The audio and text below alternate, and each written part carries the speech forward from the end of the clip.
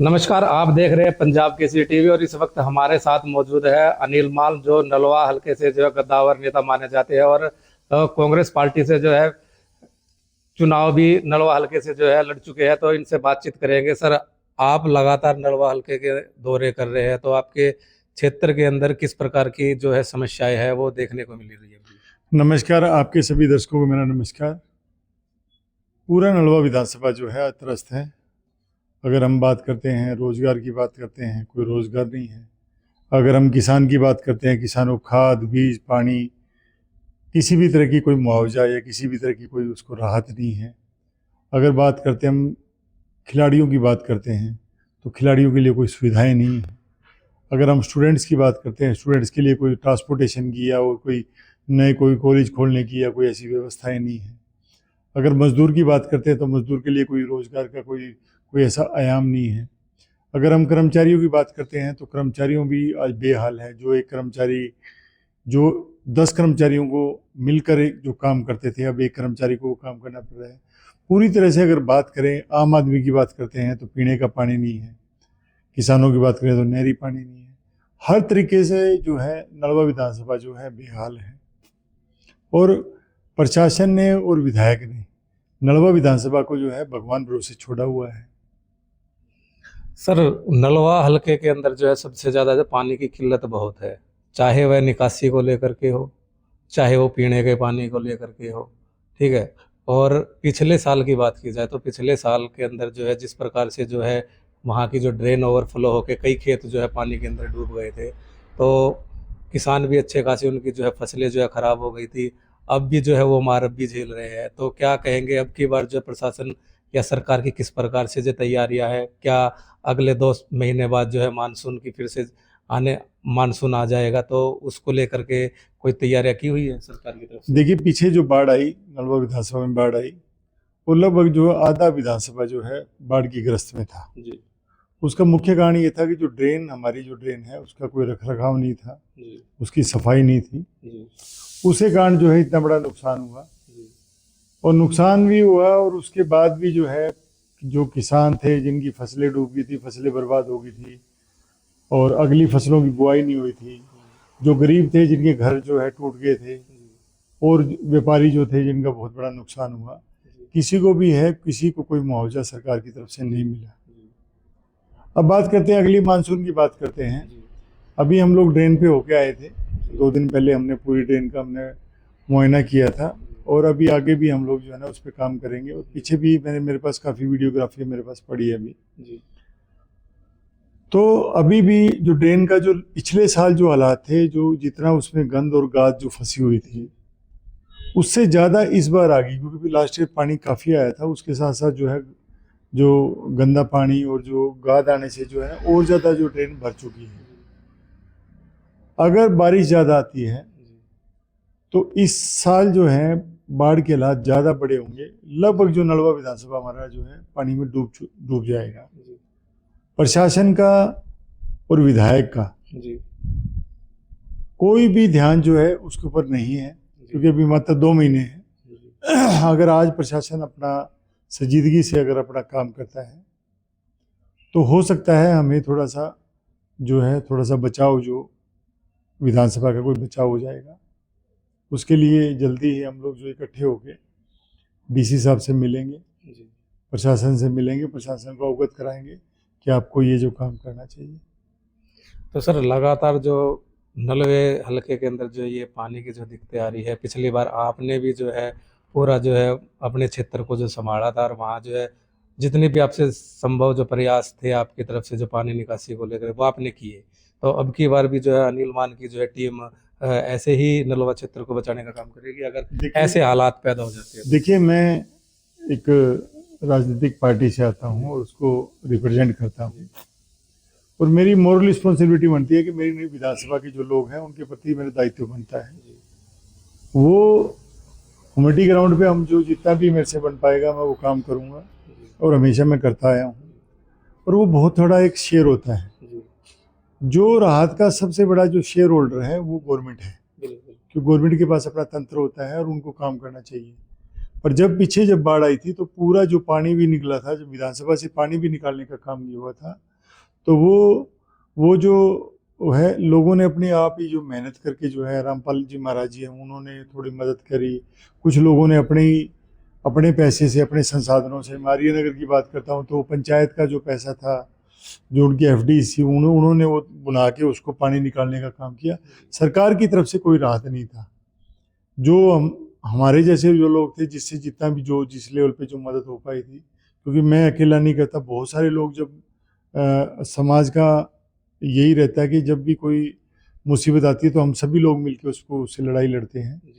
सभी लोगों ने वो लड़ाई लड़ी, पर पूरे उस प्रकरण में जो है, पूरे प्रकरण में सरकार जो थी निराश थी। सरकार कहीं नजर नहीं आ रही थी।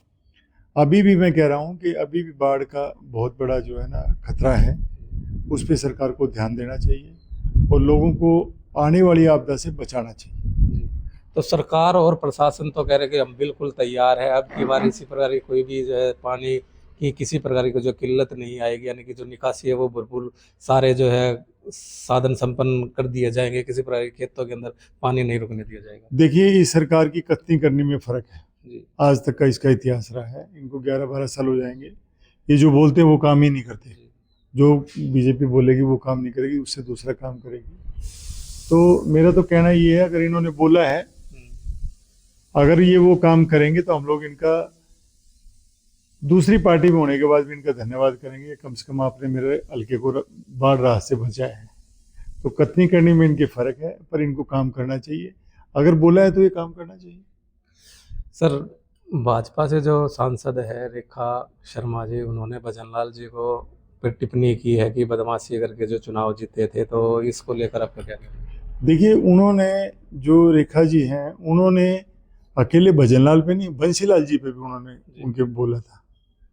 और वो इतनी बड़ी नेता, एक एमपी होने के बावजूद एक इतनी छोटी तुच्छ टिप्पणी करना, ये बड़ा दुर्भाग्यपूर्ण है। और मैं तो कहता हूं कि रेखा शर्मा को आके, और मैं तो पूरी बीजेपी सरकार को, बीजेपी को आके एक जो है ना उस बात का जो है खंडन करना चाहिए। और जो भजनलाल जी के जो नाम पे जो उनको क्षमा याचना करनी चाहिए, मैं इस बात का समर्थन करता हूँ। और रही बात ये रही कि इसके पीछे एक चीज और भी देखने को मिली कि जो लोग चौधरी भजनलाल जी के नाम पे, जो परिवार और जो विधायक जो चौधरी भजनलाल जी के नाम पे राजनीति कर रहे हैं, उनके भी मैंने बयान देखे हैं, तो वो बहुत ही दबी हुई जुबान में उस बात का विरोध कर रहे हैं, जबकि उनका फर्ज बनता था कि उसका खड़ा विरोध करें, उस बात का विरोध करें, उनको माफ़ी मांगने के लिए मजबूर करें। ऐसा उन्होंने नहीं किया। वो सिर्फ जो है, मैं कहता हूँ कि आज जो है परिवार और जिस आदमी के नाम की आप राजनीति कर रहे हैं, उससे बड़ी जो है आज उनके लिए, उनको जीवन में राजनीति जो है उनके लिए बड़ी चीज़ हो गई है। तो मैं इस बात से बड़ा मन भी दुखी है। पर मैं, मेरी नलवा विधानसभा में जो लोग, बहुत सारे लोग जो हैं जो चौधरी भजनलाल जी को मानते हैं, इस एरिया में बड़ा नाम है, तो उसी आधार पे या मैं यही कहना चाहता हूं कि बीजेपी सरकार को आगे आना चाहिए और उनकी बात का खंडन करना चाहिए और खुले मंच पे आके उस बात का जो है उनको जो है ना क्षमा याचना करनी चाहिए। सर, कुछ दिन पहले जो है पूर्व डिप्टी सीएम दुष्यंत चौटाला के साथ जो प्रकरण हुआ और जिस प्रकार से जो वीडियो भी ये जो है सोशल मीडिया पर वायरल हुई, तो इस प्रकरण को आप किस प्रकार से देखते हैं, क्या लगता है आपको उसमें? देखिए, नलवा विधानसभा लगाइए आप हिसार जिला लगाइएगा और पूरा अपना एरिया लगा लीजिएगा, अपना जो ये बेल्ट आ जाती है, आसी का अपना एरिया का, सरसग एरिया का, ये बड़ा शांतिप्रिय है जो एरिया रहा है। और ऐसा प्रकरण होना बड़ा दुर्भाग्यपूर्ण है कि इस लेवल पे आना। पहली बात तो ये है कि प्रशासन को ये देखना चाहिए था कि वो डिप्टी सीएम है, भाई कोई क्रिमिनल तो है नहीं जी, हम एकदम उस पर रिएक्शन नहीं करेंगे। पर उनका आपसी मामला है, जो हुआ वो तो प्रशासन को देखना चाहिए, सीएम को देखना चाहिए, प्रशासन बड़े लोगों को देखना चाहिए कि ये मामला क्या था और इसकी निष्पक्ष जांच करा के जो भी दोषी है, चाहे दुष्यंत चौटाला है, चाहे वो पुलिस प्रशासन है, तो उसके खिलाफ जो है ना वो कार्रवाई करनी चाहिए। पर इसके पर्दे के पीछे जो चल रहा है जी, एक विशेष विचारधारा, पार्टी की विचारधारा को जो है यूनिवर्सिटीज में लागू किया जा रहा है। एक विशेष विचारधारा के जो स्टूडेंट यूनियंस हैं उनको यूनिवर्सिटीज में शेल्टर दिया जा रहा है, उनको शेल्टर किया जा रहा है, वो गणीय लोग हैं। और अगर किसी दूसरी पार्टी का कोई स्टूडेंट है या कोई जाके अगर बात करता है तो उसके खिलाफ ये सरेआम FIR दर्ज करनी है। इतने बड़े बड़े एजिटेशंस हुए हैं, हम भी उसमें भागीदार रहे हैं। 90s की अगर बात करते हैं, उसके बाद बहुत सारे एजिटेशंस हुए हैं। तो मैंने कभी नहीं देखा कि इतनी बहुत जल्दी जो है पुलिस जो है एक्शन में आ जाती है और उनके खिलाफ FIR दर्ज कर देती है। और कोई जो PhD के जो विद्यार्थी हैं, जो टैलेंटेड विद्यार्थी है, उनके खिलाफ उनका कैरियर ख़त्म कर दिया जाता है कि छोटी छोटी बातों पे उनको बिना वार्निंग के, बिना उनको शोकास के, बिना वार्निंग के उनको रातों को जो है ना परेशान किया जाता है। मैं अभी पीछे की बात करता हूँ, जो एग्रीकल्चर यूनिवर्सिटी हिसार में जो हुआ, उसमें बच्चों को जो है पहले बच्चों से झगड़ा किया गया, फिर उनके खिलाफ जो है FIR दर्ज हुई। उसके बाद जो है उनको जो धरने पर बैठे थे उनके खिलाफ जो हुआ, और जिस हिसाब से वो प्रकरण हुआ सब ने देखा। वो अभी पीछे GGU में भी हुआ। अभी ये जो दुष्यंत चौटाला और इंस्पेक्टर का तो मामला था, पर इसके साथ साथ जो है बहुत सारे बच्चों पे FIR दर्ज हुई है। कल ही हमें पता चला कि कुछ सेम ही मामले में कुरुक्षेत्र यूनिवर्सिटी में जो गर्ल्स हैं, लड़कियों पे भी FIR दर्ज कर दिया गया। तो सरकार को कम से कम जो ये यूनिवर्सिटीज़ हैं इनमें राजनीति को आगे नहीं लाना चाहिए, क्योंकि इसमें यूनिवर्सिटी जब भी ग्रोथ करेंगी, किसी दुनिया में किसी भी देश की यूनिवर्सिटी जो है जब भी ग्रोथ करती हैं जब सभी विचारधारा के स्टूडेंट्स उसके अंदर हों। अगर आप स्पेसिफिक लोगों को आगे ले आएंगे तो फिर तो वो यूनिवर्सिटी नहीं रहेगी, फिर तो एक वो आइडियोलॉजी है वो ही लागू हो जाएगी। तो मैं तो कहता हूँ कि प्रशासन को ध्यान करना चाहिए। और उनका मामला है जो दुष्यंत चौटाला का, वो जो पुलिस प्रशासन का जो मामला हुआ, उस पर जो समाज के जो बड़े बुद्धिजीवी लोग हैं उनको आगे आना चाहिए। और इतना मामला बढ़ना नहीं चाहिए था, उनको आके बैठ के उनकी आपस में बात सुलह करवा के बातचीत करवानी चाहिए, मेरा ऐसा विचार है। कल JJP की तरफ से एक छात्र महापंचायत का आयोजन किया जा रहा है क्रांतिमान पार्क में, तो उसमें आप उस महापंचायत को किस प्रकार से देखते हैं? देखिए, वो उनकी पार्टी का एजेंडा है, वो अपनी पार्टी का काम करते हैं। हर पार्टी की अपनी एक स्टूडेंट ऑर्गेनाइजेशन है, वो उनकी ऑर्गेनाइजेशन के फ्लैग के नीचे काम कर रहे हैं, वो करें। पर मेरा सिर्फ यही कहना है कि वो बेशक कोई भी पार्टी हो, चाहे वो BJP हो, चाहे वो कांग्रेस हो या JJP हो, पर उसके पीछे राजनीति से ज़्यादा जो है जो स्टूडेंट्स के जो एजेंडेज हैं, स्टूडेंट्स की जो एक्चुअल में जो उनके मुद्दे हैं उन पे काम करना चाहिए, ना कि हम सिर्फ राजनीति के लिए ही हम स्टूडेंट्स को यूज़ करें, ऐसा भी नहीं होना चाहिए। सर, किसानों की बात करते हैं। किसानों पे जिस प्रकार से BJP ने जो है नियम लागू किए थे गेहूं की खरीद को लेकर के, तो उन नियम को किस प्रकार से आप देखते हैं? जिस तरह बायोमेट्रिक से जो है एंट्री होगी, ट्रैक्टर कोई भी अगर किसान लेके जाएगा तो उसके ऊपर नंबर लिखा होगा, तो इस प्रकार के जो है नियम लागू किए गए थे, तो उसको किस प्रकार से देखते हैं? देखिए, प्रशासन, मैं सरकार का कहना चाह रहा हूँ, जब से ये किसान आंदोलन था उसके बाद से आप नोट करिएगा कि उससे हर साल जो है किसान के लिए जो सरकार है, जब फसल बेचने का जब समय आता है या इनको जो है बीज और खाद देने का जब भी समय आता है, तो उस टाइम किसानों को हर बार नए तरीके से परेशान करने का काम किया जा रहा है। हर बार नया एजेंडा लेके आएंगे और किसान को परेशान करने का और किसान को बर्बाद करने का जो है वो एजेंडा लेके आ रही है सरकार। मैं कहता हूँ कि सीधी सिद्धांतिक बात है, क्या ट्रैक्टर से लेना है, क्या किसी और चीज़ से लेना है? आप सीधा किसान आए मंडी में, अपना आधार कार्ड दिखाए, उसकी फसल उतरवा लो और उसको पैसे दे दो। क्या जरूरत है, इस काम की जरूरत है?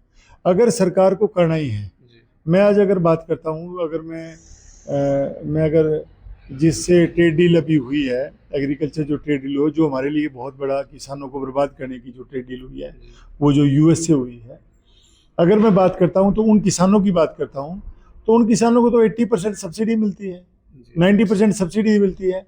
किसानों को बुला के, लोगों को बुला के ये सरकार कहती है भी आप ये ज़मीन लो, आप जो है ना ये खेती करो। तो ऐसा कोई काम नहीं करे, नई नहरें नहीं खोदी जा रही, नया पहाड़ों से पानी लाने का जो है, पानी जो बर्बाद हो रहा है उस पानी को लाने का काम नहीं किया जा रहा है। नए जो खेत जो है वो नए पैदा नहीं किए जा रहे, सिर्फ नुकसान किसान को बर्बाद करने का काम किया जा रहा है।